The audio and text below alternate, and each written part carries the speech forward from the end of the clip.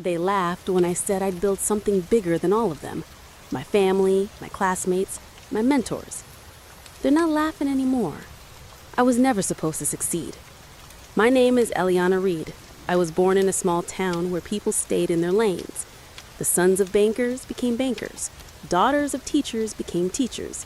And the black sheep became waitresses or disappeared into bad relationships. My family didn't believe in dreams. They believed in duty. I was 16 when I told them I wanted to become an entrepreneur. They laughed. You can't even handle your math homework, Ellie. Start with something realistic, like a job at the local market.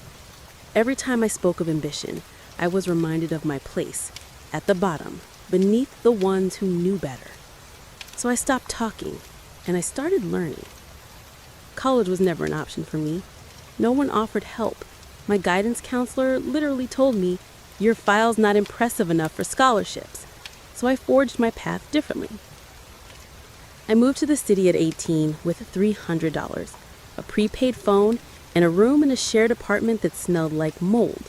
I lied my way into a job as an assistant at a boutique marketing agency, saying I had 1 year of design school under my belt. The boss didn't check.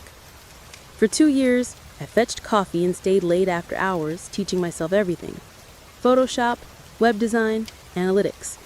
I asked questions no one else did. I watched what worked and what failed.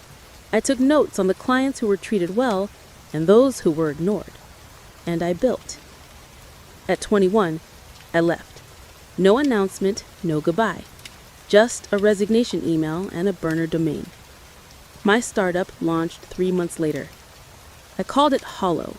It was a consulting and design service aimed at overlooked creators, small artists, indie publishers, niche e-commerce, the clients that big firms ignored. My edge? I actually listened. I created packages they could afford. I delivered more than they expected. Word spread.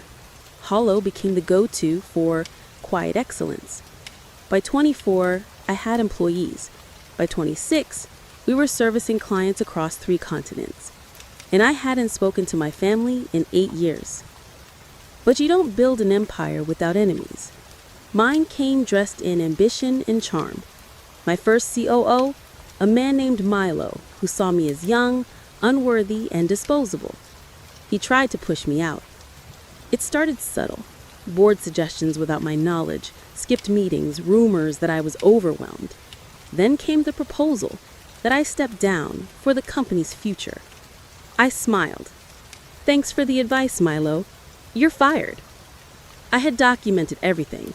Every attempt to override my authority, every misstep, every betrayal. I dropped it all on the boardroom table. He left that day, and I learned. My real power wasn't just in what I'd built. It was in how I defended it. I kept building, not louder, smarter. I acquired competitors. I invested in tools no one else cared about. Accessibility tech, AI-powered localization, creator-based trend forecasting. At 30, I was named in Forbes. And then, the invitation came. A high school reunion.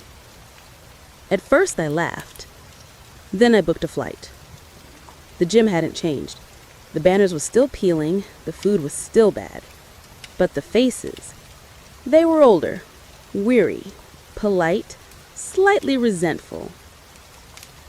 I walked in wearing the same smile I wore when they laughed at me. "Ellie!" It was Jessica, the one who told me I'd probably end up pregnant before 20. I smiled. "Hey, you look great. What are you doing now?" I paused. "Running a creative tech firm." "Oh, like graphics?" "More like reshaping how culture and tech meet." I said it kindly. I didn't need her to understand. More people gathered. The whispers started. Someone pulled up my interview on YouTube. Another muttered something about investments. A few tried to act like we'd been friends. I wasn't rude. I simply left. I had no anger left, just distance. 6 months later, I got a message on LinkedIn. It was from my old guidance counselor. Hi, Eliana. I'm working with a few young women in our mentorship program. We'd love to have you speak at the school. Your journey is so inspiring. I didn't reply. Instead, I called my assistant. Buy the building the school rents its admin offices from. Quietly. Don't change anything yet. Got it, she said. Now? Hollow is valued at just over $150 million. I own 12 properties. I mentor women from underrepresented backgrounds. I offer scholarships anonymously. My name is whispered in rooms where power lives. And back in that small town, they still think of me as the girl who talked too much. Good. They never saw me coming, and they'll never catch up.